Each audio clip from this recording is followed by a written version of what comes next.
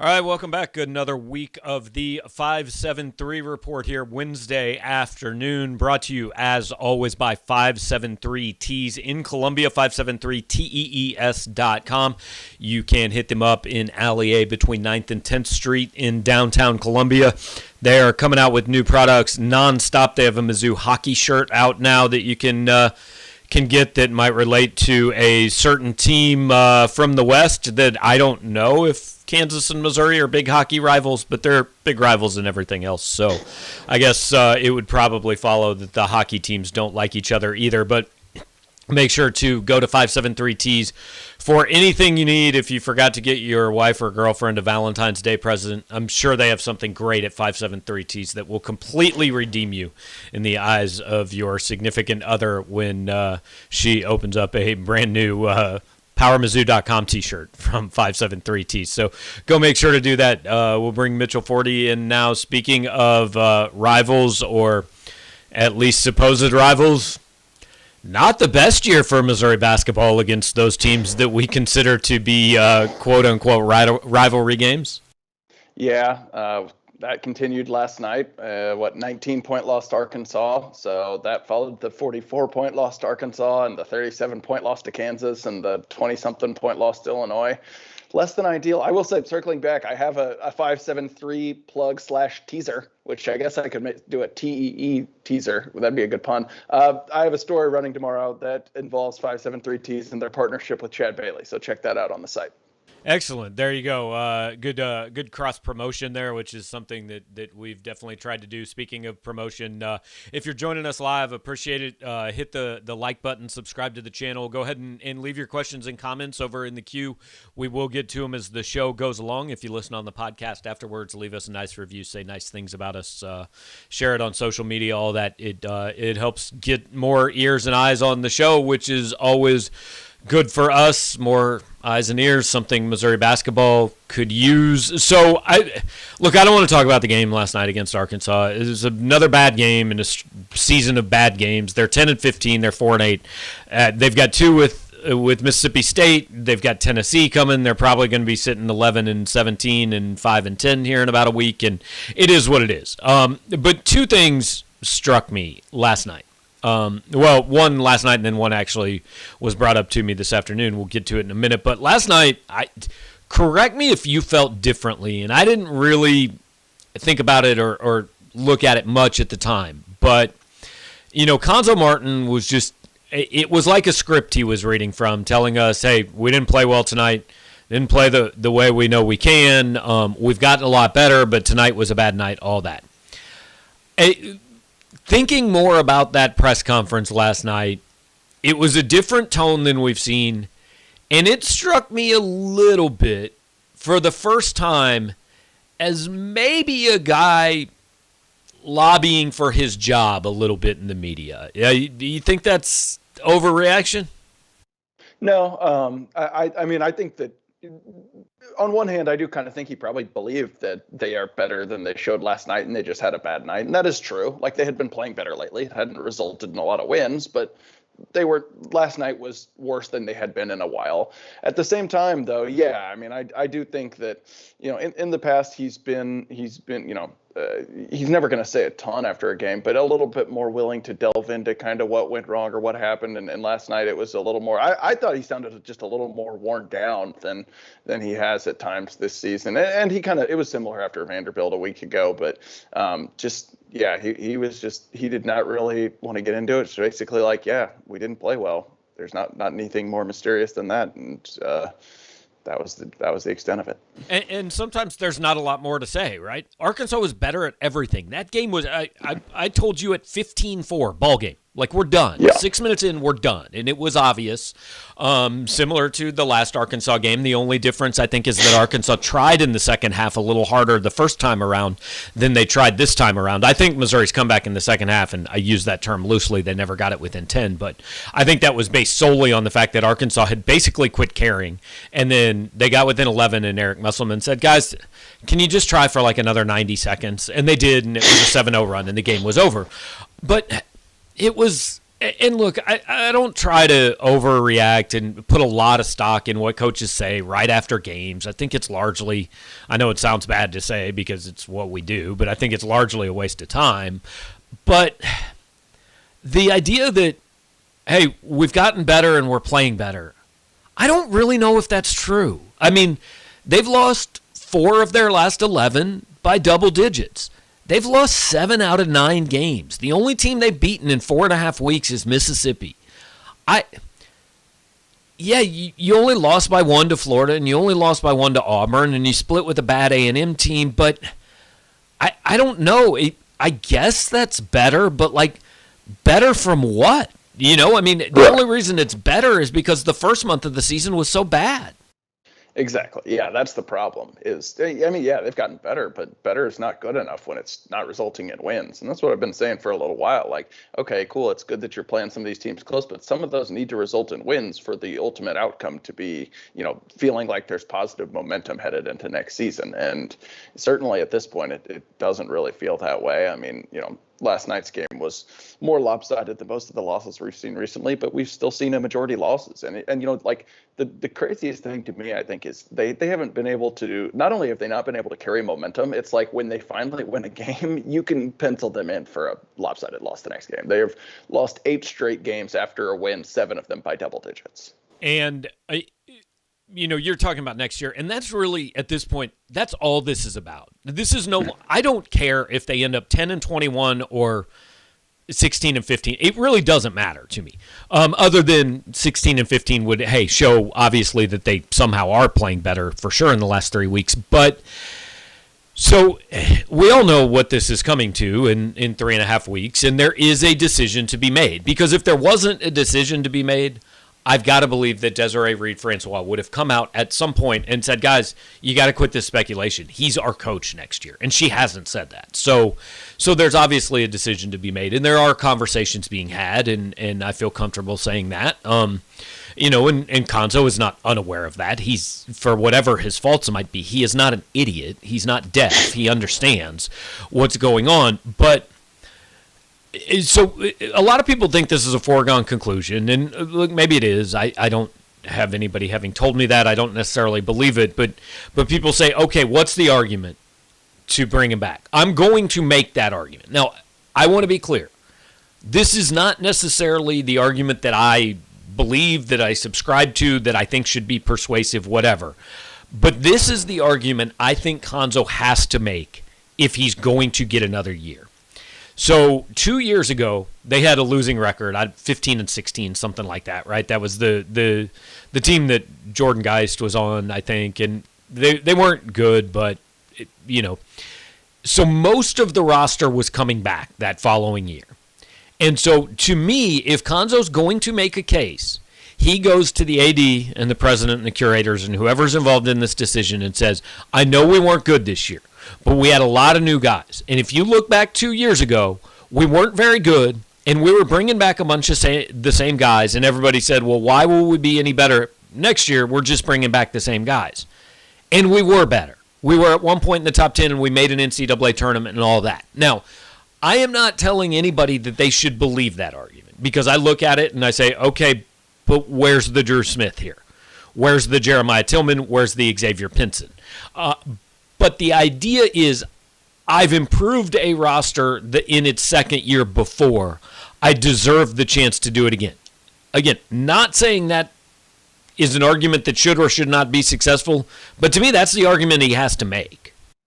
Mm-hmm. Yeah, I tend to agree. I actually do think that, one of the things Gonzo Martin can kind of hang his hat on is player development. I know that's an unpopular take because it's unpopular to say he can do anything right. But if you look at it, I don't think the recruiting's been good enough. But a lot of guys have gotten better during their course at Mizzou. I mean, Jordan Geist, you mentioned him, got a lot better. Javon Pickett, we've seen him play a lot better lately. You mentioned Tillman, you mentioned Drew Smith. Those are guys that I think improved. And as you mentioned, when those guys had a few years in the program, they were able to put together a pretty good season. So I think that, yeah, you could make the argument that he's earned the right to try that again and to give, have another year with these guys. That said, I mean, obviously, he's going to need to bring in at least one or two more, helpful pieces in order to in order to take any sort of a next step with this team. And it's a little bit hard to trust him to do that when he failed to do that this past season. And like, I still want to know, like, I mean, what made you think the point guard's position was going to work this past year? And like, why would it be different next year? So yeah, at this point, I think that if you don't acknowledge that the argument can be made both ways, you've probably had your mind made up one way or another for a while. It's not, a no-brainer decision one way or the other, but I'm not going to vehemently argue with either side at this point. So here's kind of the second thing I wanted to bring up, and I take full blame for never really having looked at it this way, and I don't know why I didn't, but somebody brought up the point to me today. If you get rid of him after this season, we all know the $6 million number that's there, right? You're not actually losing really spending any more money, because look at it this way. If they reach an agreement sometime between March and May that he's going to, mutually step down or whatever, it's going to cost them $6 million. If they bring him back next year, they owe him $3 million to coach the season, and then the buyout after the season is somewhere around $3 million. That adds up to $6 million. So what you're really talking about is the difference. You've got to find money to pay another coach next season.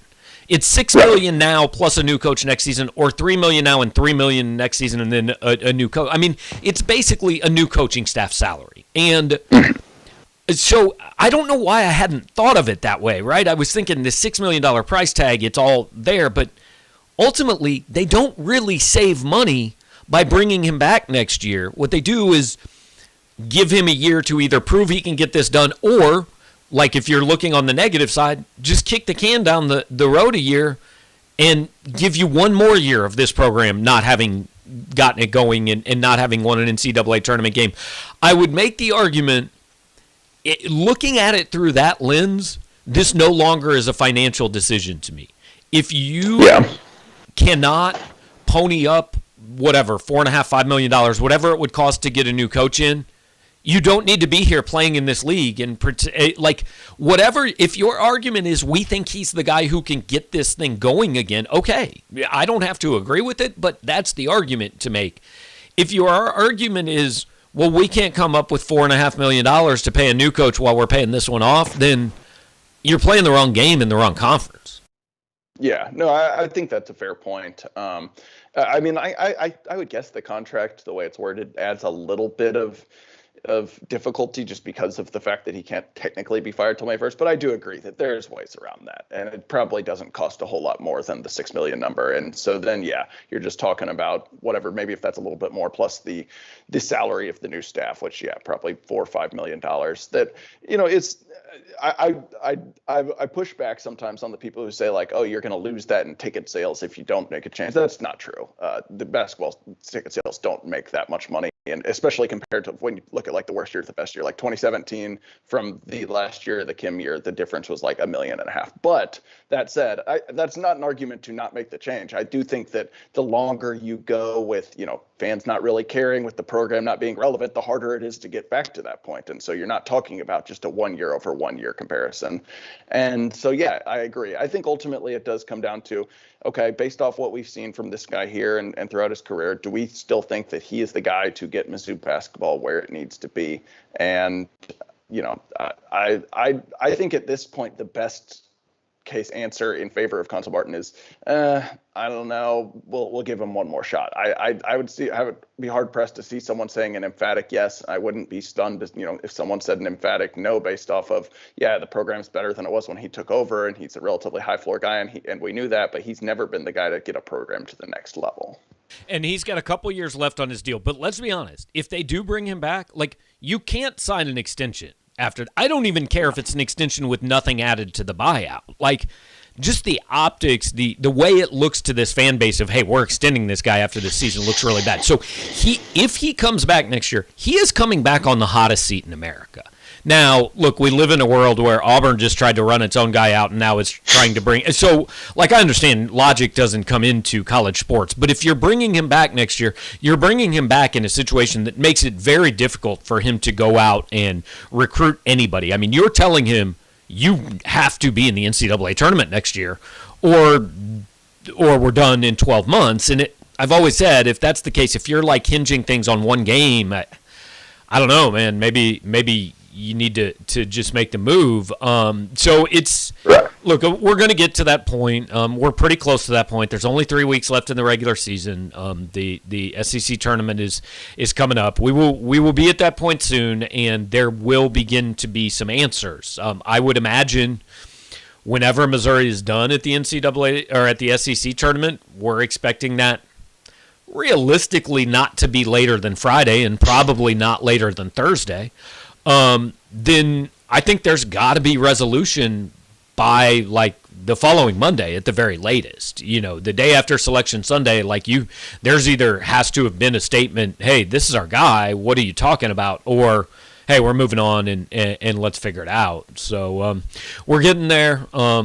We have some questions about it. Obviously, this is kind of the number one thing. So, but I agree with you. It all comes down to, is he the guy that can get this done? And what does get this done look like?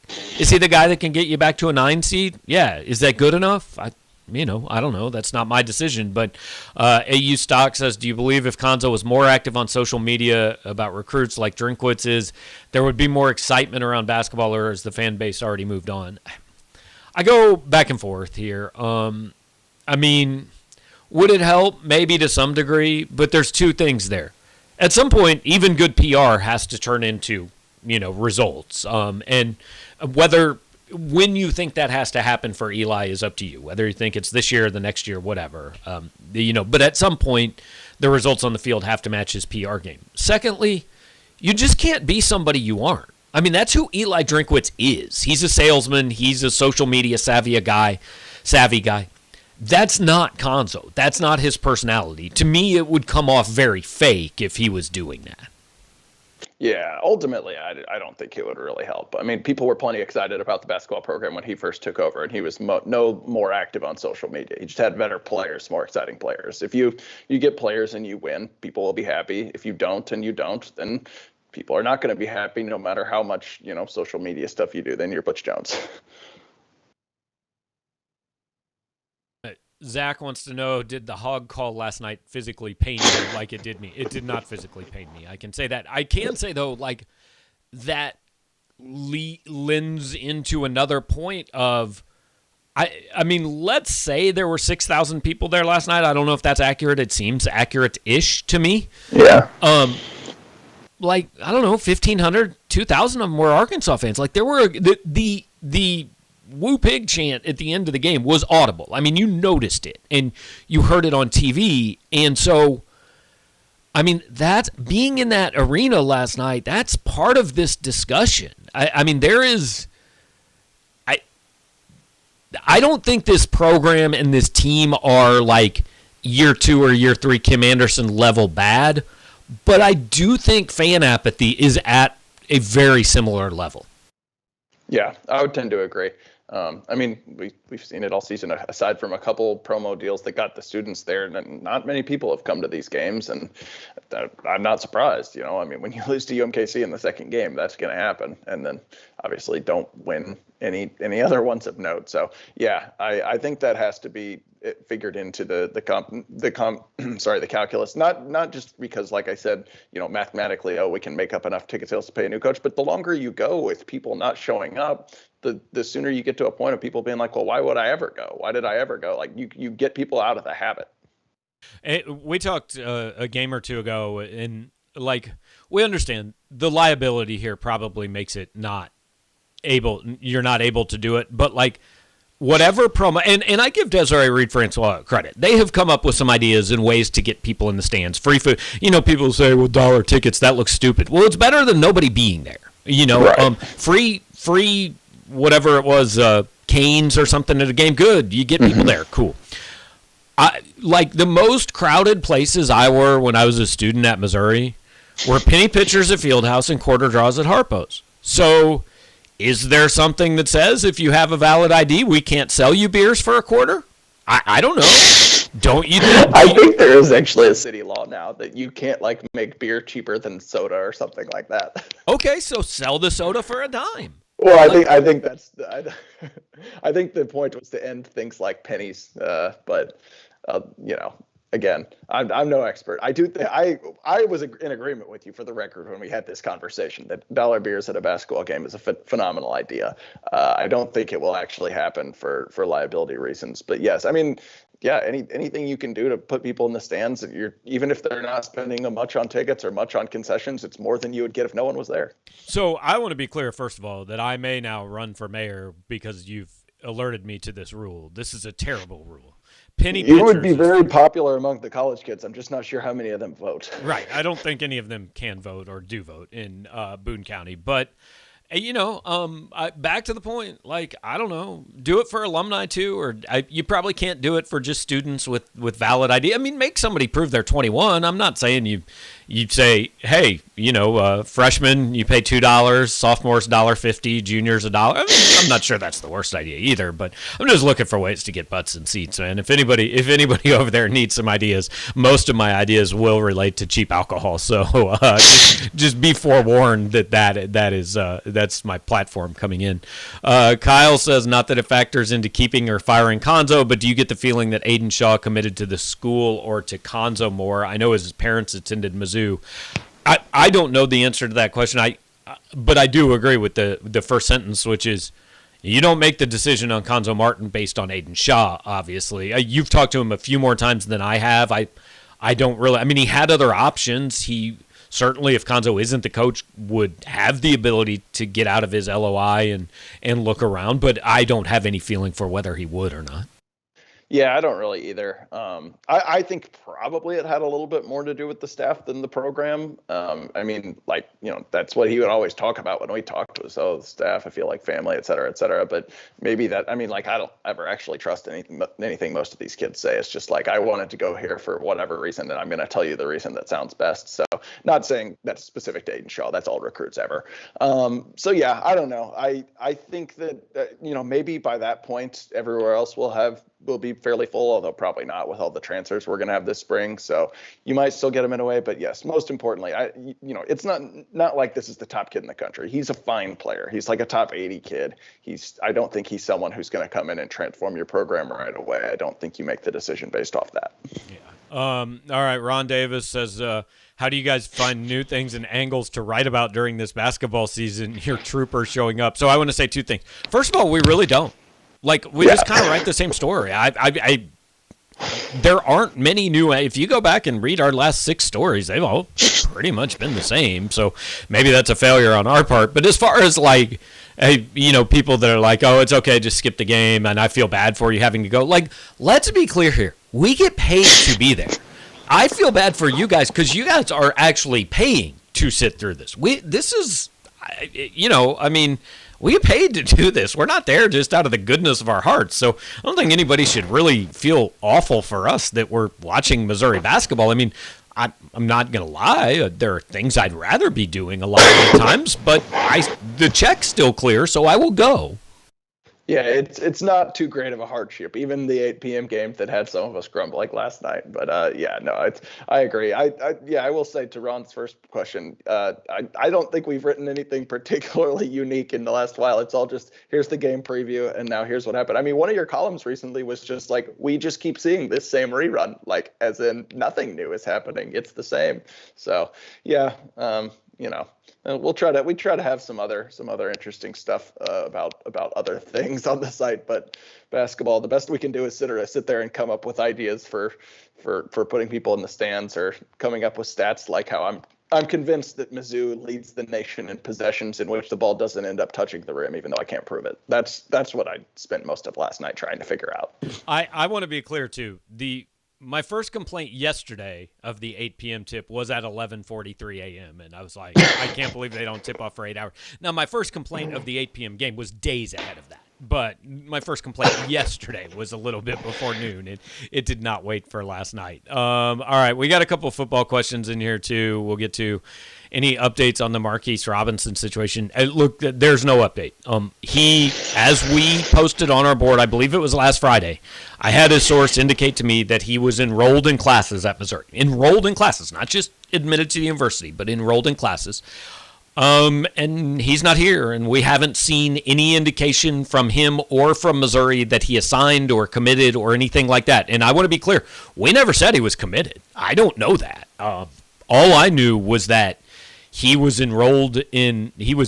like listed as enrolled in classes according to a source that I have on campus. So, we don't know. I mean, it's really, I'm not sure if Missouri knows. They may know more about what's going on than we do, but if so, certainly nobody has filled us in. It's awfully strange.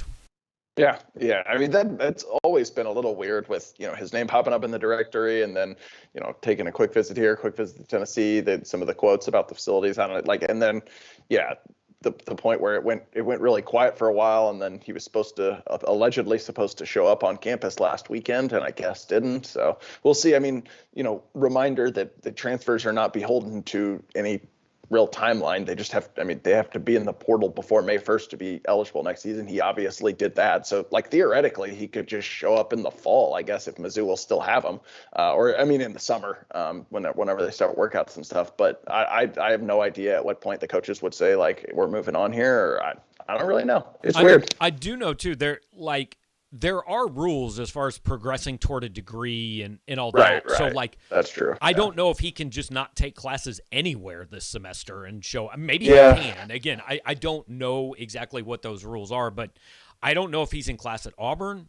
I don't know if he's in class somewhere else. I don't know if he's doing online classes at Missouri. I would think that's not the case because we haven't heard. If that was the case, someone somewhere would have said that he is committed to the University of Missouri, and no one has said that.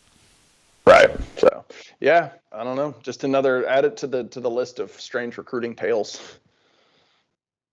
The Magic Man says, did Drink say he was the QB coach last year and he didn't give much attention to the QBs? That's not exactly what he said. He was the quarterbacks coach last year. What he said is he gave that to Bush Hamdan so that he would have more time to give to other areas this year. So I think you're just kind of crossing a couple things there. And I don't know, Mitchell, if you have anything to add to that, but I just kind of wanted to clear it up. Yeah, basically what he said was, he's the quarterback's coach, the offensive coordinator, and the head coach. And when things were struggling elsewhere early in the season, he devoted more of his time to those areas, and that maybe took a little bit of attention away from the quarterbacks. And now they won't have that problem where he has to choose between sometimes quarterbacks individually or team as a whole. The last question that we've got, Snoop wants to know a guess as to the chances of JT Daniels. I don't think very good based on what I'm hearing. I think Missouri has some interest. I think there has been some contact made there. I did have one person tell me that from what they'd heard, JT Daniels he didn't want to play in the SEC, and he was probably going to go to a different conference somewhere where he might be able to put up some video game numbers and, turn the heads of some SEC scouts. So, but I've gotten the feeling over the last couple weeks that the chances of Missouri adding a transfer quarterback after spring football might be a little bit better than I thought they were a few weeks ago. Yeah, I think let's put it this way. If they don't add someone after spring football, it means either they were really impressed with Brady Cook and Tyler Macon, or they struck out, and we will probably know if they try and strike out. I mean, I think you'll hear some murmurs of them being connected to some guys. So we will get our answer after spring practice on what Eli Drinkwitz thinks about the future of the quarterback position. Yeah, and we did get a practice schedule yesterday. Missouri opens a week from Friday. Friday, February 25th is the first practice. March 19th is tentatively the spring game, I think. I honestly I didn't even write from the spring game last year because there was just nothing. We will have access at a couple of press conferences and four or five practices in between there. We will certainly keep you guys up to date on anything that happens. And I don't know, other than women's basketball, maybe they're going to make the tournament now. I don't really think there's anything else. Squarely on the bubble. I saw 10 seed in the latest bracketology. So yeah, they've got some work to do, and they've got a few tough games down the stretch here. But yeah, it's mostly going to be switching over gears to spring football starting next week. So we will have that for you. All right. Well, I don't know. Mitch, have a good weekend. Everybody watching, have a good weekend. Mitch, we'll let you go, and I'll talk for another minute or two. Sounds good. All right. That is Mitchell Forde hanging out with us. Appreciate all you guys who were here watching live and taking part in the show and all that. If you were here, still are here, and haven't done so yet, hit the like button or the subscribe button on the channel. If you are listening on the podcast, give us a nice review, say good things, all of that. We appreciate all those things that get our product out to more eyes, eyeballs, ear holes, all that.